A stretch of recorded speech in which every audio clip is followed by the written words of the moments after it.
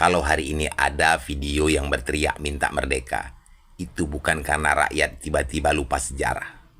Itu karena rakyat merasa dilupakan hari ini. Bayangin kalau Pulau Sumatera keluar dari Indonesia dan memutuskan untuk bergabung dengan Malaysia. Presiden Prabowo makin terpojok. Rakyat Nias minta merdeka. Kalau sebelumnya kan rakyat Aceh yang minta merdeka. Kami masyarakat Nias menyatakan kalau Presiden tidak menetapkan bencana alam ini bukan bencana alam nasional, kami menyatakan kami harus merdeka dari Indonesia. Setuju! Jangan salahkan warga ya para sahabat. Bukan tidak nasionalisme. Mereka minta merdeka karena salahnya pemerintah tidak melayani dengan baik. Tidak heran apabila mereka minta merdeka. Assalamualaikum warahmatullahi wabarakatuh. Jumpa lagi para sahabat dan teman-teman dengan Mas Farhan. Gimana kabar-kabarnya? Semoga kalian semuanya sehat-sehat saja. Yang baru bergabung di videonya Mas Farhan, terima kasih banyak-banyak yang sudah setia menonton di channel ini. Saya doakan semoga kalian semua dimurahkan rezekinya, dipanjangkan umurnya, dijauhkan dari malak bahaya oleh Allah Subhanahu wa taala. Amin amin ya rabbal alamin. Oke para sahabat dan teman-teman, di video kali ini Mas Farhan akan nge-reaction beberapa video yang sudah di-tag di TikTok Mas Farhan tentang Gubernur Dekat Nias yang meminta merdeka kalau tidak ditetapkan bencana banjir yang ada dekat Nias itu para sahabat ditetapkan bencana nasional. Karena apa? Karena banyak bantuan dari luar negeri termasuk dari Malaysia ditangguhkan tidak masuk sedangkan masyarakat sudah kelaparan. Kalau dulu para sahabat kita menengok dekat Papua, dekat Aceh mau merdeka, tetapi sekarang dekat Nias pula yang mau merdeka para sahabat. Apa penyebabnya? Kok nggak bisa diatasi oleh pemerintah pusat yang ada dekat Indonesia ini para sahabat? Kok mereka mau minta merdeka? Bahkan katanya kalau merdeka ada yang mengatakan sangat ketar-ketir Indonesia kalau sampai bergabung ke Malaysia katanya para sahabat. Dan para sahabat penasaran kan seperti apa videonya? Kita simak sama-sama, apa-apa benda boleh komen dekat bawah. Tetapi sebelum simak jangan lupa bantu sokong channel ini dengan like, comment, share, dan subscribe-nya. Kita langsung ke videonya. Let's go. Kami masyarakat Nias menyatakan Kalau bencana Sumatera tidak ditetapkan sebagai bencana nasional, Nias minta merdeka. Bencana alam ini bukan bencana alam nasional. Kami menyatakan kami harus merdeka dari Indonesia. Setuju! Presiden Prabowo makin terpojok.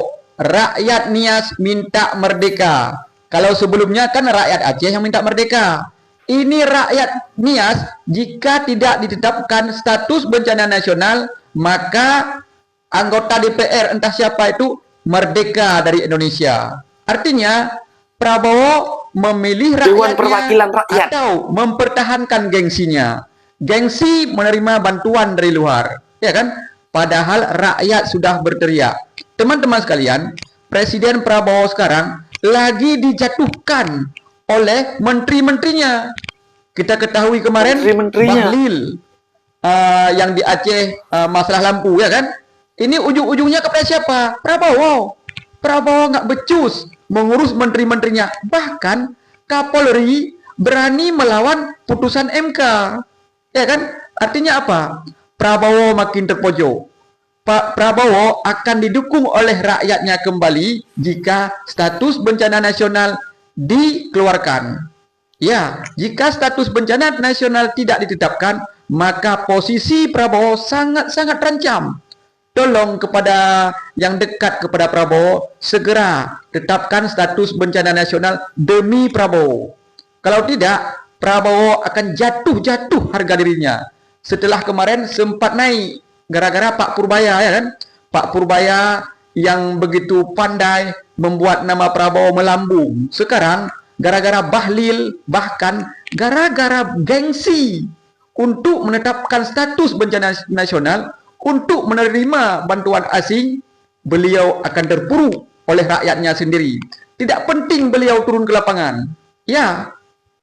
Pak Presiden, kalau hari ini ada video yang berteriak minta merdeka, itu bukan karena rakyat tiba-tiba lupa sejarah. Itu karena rakyat merasa dilupakan hari ini. Betul. Ada daerah yang bangga berteriak keluar dari Indonesia. Yang ada daerah yang lelah menunggu negara datang. Bencana datang, listrik padam, jalan putus, logistik tersendat, dan yang pertama bergerak bukan negara, tapi warga. Bukan negara yang bergerak pertama. Yang disalahkan adalah teriakannya, bukan penyebabnya. Ini bukan ancaman kedaulatan. Ini alarm keras, kegagalan kehadiran. Karena persatuan tidak dijaga dengan jargon, tapi dengan kehadiran nyata saat rakyat tenggelam. Kalau negara terus lambat, jangan kaget kalau jeritan makin keras. Bukan karena mereka ingin pergi, tapi mereka terlalu lama ditinggal sendiri. Apa yang terjadi jika negara Sumatera berdiri? Negara ini akan berbentuk Apa yang federasi terjadi? yang terdiri atas negara bagian, yaitu Aceh, Sumatera Utara, Siak, Pagaruyung, Jambi, Palembang, Bengkulu, Lampung, Bangka Belitung, dan Kepulauan Riau. Dengan bentuk federasi, setiap negara bagian dapat mengelola wilayahnya sendiri, dari mulai bendera, pemerintahan, ekonomi, hukum, dan lainnya. Populasi Federasi Sumatera akan mencapai 61 juta jiwa. Sementara itu, Sumatera diperkirakan akan memiliki ekonomi sebesar 297 miliar dolar, hampir setara Finlandia. 97 miliar. Ekonomi tersebut sebagian besar dipasok oleh pertambangan, migas, dan perkebunan sawit yang melimpah. Selain itu, lokasinya yang strategis di Selat Melaka dapat menjadikan Sumatera berdiri sebagai negara dengan kekuatan maritim besar yang baru di dunia. Bayangin kalau Pulau Sumatera keluar dari Indonesia dan memutuskan untuk bergabung dengan Malaysia. Provinsi-provinsi kaya seperti Riau, Sumatera Utara, dan Sumatera Barat bisa langsung mengangkat Malaysia jadi kekuatan ekonomi baru Asia Tenggara. Indonesia bisa kehilangan jalur dagang strategis, kekuatan militer di barat, dan potensi sumber daya alam dalam skala besar. Semua dibahas lengkap dalam serial What If? Pulau Sumatera keluar dari Indonesia dan gabung Malaysia. Tonton sekarang di YouTube channel Battlefield Classroom. Link ada di bio. Jangan sampai ketinggalan. Pak, ada negara ingin memberi bantuan untuk korban banjir. Sesuai arahan pemimpin, kita tolak bantuan tersebut. Loh, kok bisa, Pak? Ini soal harga diri bangsa. Kenapa harus Harga diri malu? bangsa. Kebijakan pemerintah sendiri sudah cukup. Apalagi ini masih belum ditetapkan bencana nasional. Kalau ada negara yang ngasih bantuan investasi ibu kota baru? Kalau itu beda. Itu kerjasama. Jangan malu-malu menerimanya. Mantap. Wah, kalau dari peta Sumatera itu masih hijau banget ya. Coba deh Ah, kita cek hijau. Sumatera Utara. Apalagi yang medannya nih. Ini yang Sekitarnya masih hijau. terjadi saat ini, perasaan. Kita zoom, masih hijau banget. Seneng liatnya. zoom, Ah, sawit. kebun sawitnya ini. Kebun Kita sawit lihat ya. melimpah. Tapi masyarakatnya pun tidak merasakan, perasaan, dengan harga minyak yang murah. Kita coba zoom dan sawit ya. Ini ada tag kayak gini. Sawit. Ini juga.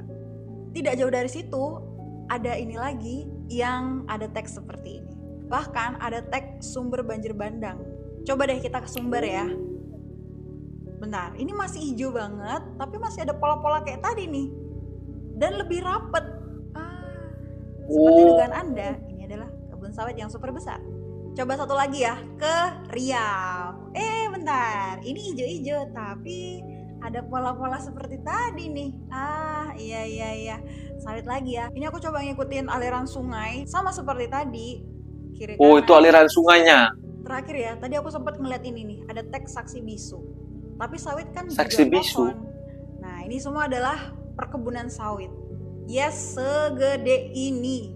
Emang gimana sih penampakan hutan alami? Gini, sangat rimbun, sangat rapat, paru-paru dunia.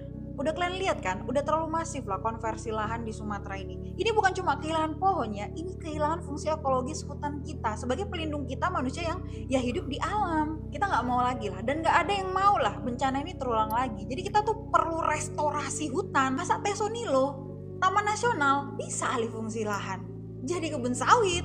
Hutan itu bukan dekorasi. Lo pernah kepikiran nggak kalau Pulau Sumatera itu jadi negara sendiri gitu, bukan bagian dari Indonesia? Ini agak gila sih, tapi ya ini bikin kita mikir dua kali gitu.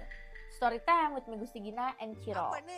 Jadi guys, Sumatera itu kan pulau terbesar ke-6 nih di dunia. sepenuhnya itu masuk ke wilayah Indonesia. Luasnya itu lebih dari 470 km persegi. Sebenarnya ya, kalau jadi negara, ini ukurannya bakal lebih gede dari Jepang, bahkan Jerman, bahkan Malaysia. Terus soal penduduk, tahun 2022, which is 3 tahun yang lalu, Sumatera hampir tembus 60 juta jiwa. Itu lebih banyak dari Afrika Selatan, Myanmar, Kanada. Nah, langsung masuk tuh daftar negara dengan populasi terbanyak di dunia. Lalu kalau kita pikir-pikir lagi ya, kalau seluruh Sumatera disatukan, negara ini bakal punya potensi ekonomi yang gede banget sumber daya alamnya. Karena mereka kayak lengkap gitu ya, melimpah. Posisi strategis juga ada di sana untuk jalur perdagangan internasional. Plus pelabuhan penting tuh, itu perdagangan internasional. Tapi enggak, di sini kayak random thoughts aja gitu, pemikiran random aja kalau Sumatera tuh sebenarnya bisa jadi negara sendiri. Enggak, aku enggak bermaksud ini ya. Ini kayak berandai-andai doang. Kalau menurut lo gimana? Coba ada yang orang Sumatera di sini? Insya Allah tidak lama lagi, tidak ada keributan lagi.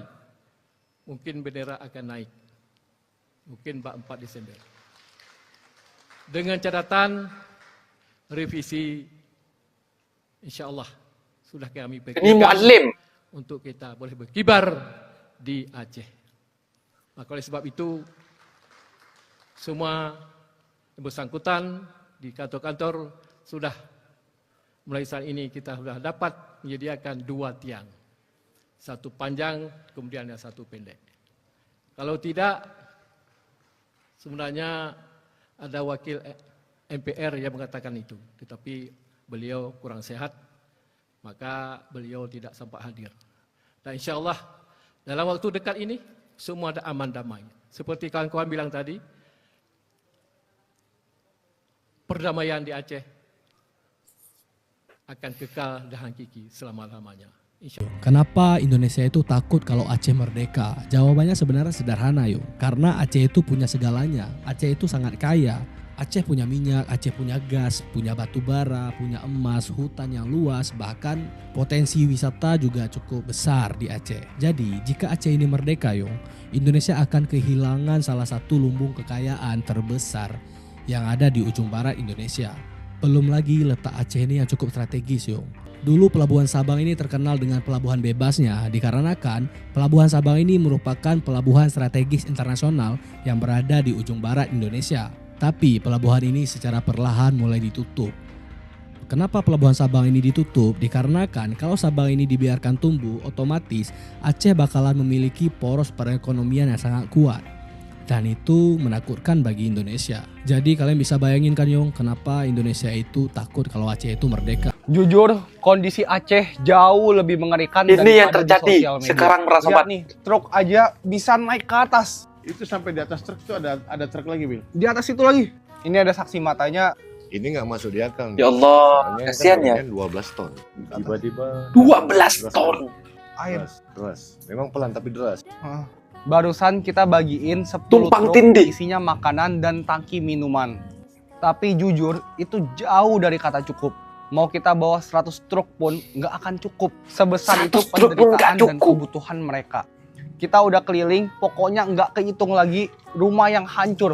Ini kayak satu daerah, satu kampung, semuanya hancur. Di samping rumahnya, sapinya belum diangkat, udah bau busuk. Sapi pun mati, tadi lembu. Beberapa orang anak-anak yang cerita, Nabil nangis, dia bilang kami di atas genteng 3 hari nggak makan. Mereka minumnya pakai air banjir sama air hujan. Nunggu air hujan datang. Pokoknya jalanannya banyak yang rusak, banyak yang putus. Di jalanan juga banyak mobil yang kebalik, yang rusak, yang ketimbun. Waktu kita lewat jalanan, ada anak yang minta-minta, mereka nggak minta uang. Kita minum. Minta air bersih. Hati aku sampai nangis, nggak bisa berkata apa-apa lagi. Aku ada bikin link donasi di profil aku. Berapapun artinya, sangat berarti bagi mereka yang udah kehilangan segalanya. Walaupun aku tahu ini pasti kurang dan nggak cukup, tapi seenggaknya kita bisa meringankan sedikit beban mereka. Siapapun kalian, apapun agama kalian, suku bangsa kalian, kalau kalian manusia, ini misi kemanusiaan kita. Mari kita. Ini negara harus benar, nggak bisa begini terus. Bapak enak di sini, Marah-marah Pak, nggak Kang Deddy kebanjiran, Mulyadi. orang sana kebanjiran. Tapi kalau urusan hutan, Ini urusan Gubernur banjir, Jawa Barat urusan ini. segala macam, saya akan ngomong keras. Hukum alam itu hukum mutlak, tidak bisa digeser-geser. Betul, Sampai Pak. kapanpun gini dikasih jawaban begini nggak akan kelar. Menurut saya, jawab secara jujur. Kalau memang terjadi pengurangan jumlah hutan yang berdampak pada, gitu loh, curah hujan yang bisa tidak tertampung lagi oleh kawasan hutan, airnya cepat mengalir ke daerah yang lebih rendah. Berapa kawasan yang mengalami penurunan? Berapa kawasan yang mengalami perubahan? Berapa kawasan yang kemudian mengalami perubahan menjadi penambangan? Solusinya ke depan apa? Solusinya misalnya kawasan hutannya harus dipertahankan, mana lagi yang izin juga harus diperketat, dibuat regulasi, dibuat nota ke Menteri ATR, tata ruangnya dibenahin. Ini negara harus benar, nggak bisa begini terus. Bapak enak di sini, Pak, nggak kebanjiran, orang sana kebanjiran. Tinggalkan legacy yang baik buat generasi ke depan. Saya pengen birokrat itu jujur. Kok malah kayak gitu yang lain itu? Saya nggak akan kritisi anggaran. Malah geleng-geleng kepala kayak. Tapi kalau urusan hutan, urusan banjir, urusan segala macam, saya akan ngomong keras. Saya dari dulu jawaban tuh banjir tahun kemarin jawabannya itu jalan, tapi Bapak nggak ngasih solusi. Tugas Kementerian Lingkungan itu atau bersifat tegas. Sikapnya adalah menjaga lingkungan dan menjaga hutan. Seluruh dinas, seluruh kementerian harus tunduk pada rekomendasi Kementerian Lingkungan Hidup. Pembangunan ini tidak recommended karena akan mengakibatkan ini. Pembangunan ini tidak recommended karena akan mengakibatkan ini. Pembangunan ini tidak recommended karena akan mengakibatkan ini. Kawasan ini tidak boleh ditebang karena mengakibatkan ini. Sifatnya mutlak. Hukum alam itu hukum mutlak, tidak bisa digeser-geser karena kausalitas.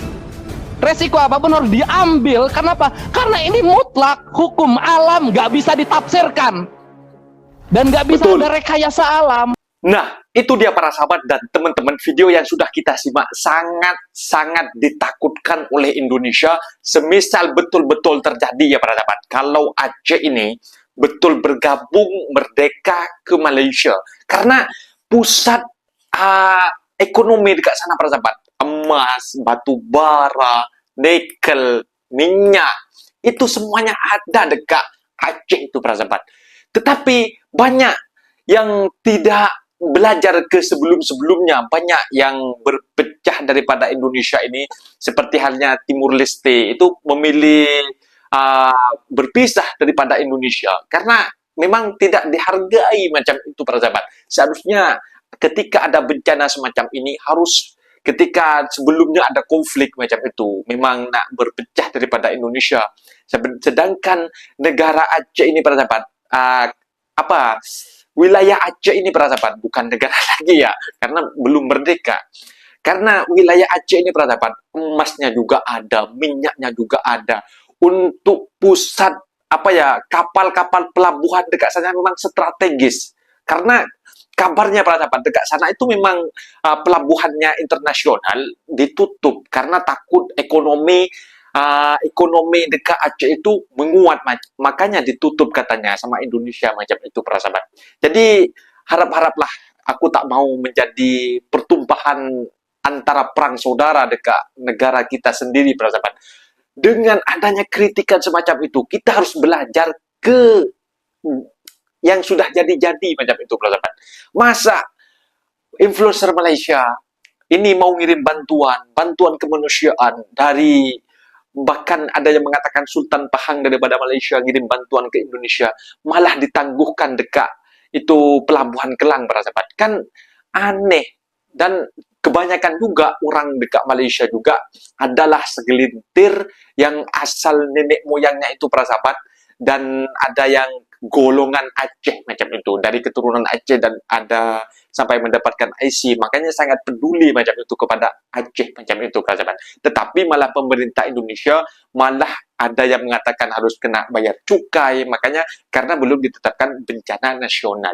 Jadi harap-haraplah Bapak Prabowo, kalian itu harus jangan menganaktirikan lah, kita harus semua kawasan ini, semua tempat harus diambil rata macam itu. Jangan sampai ada gejolak yang tidak kita inginkan. Memang sangat bahaya macam itu para sahabat. Kalau gabung ke Malaysia, wah pokoknya ketar-ketir lah Indonesia nanti, kehilangan minyak, kehilangan apa di sana. Ya salahnya sendiri karena sekarang diabaikan macam itu para sahabat. Dan Harap-harap janganlah para sahabat. Mungkin videonya sampai di sini para sahabat, dan teman-teman apabila ada kata benda yang silap, Mas Rob minta maaf sebesar-besarnya. Mohon dibenarkan di kolom komentar. Assalamualaikum warahmatullahi wabarakatuh.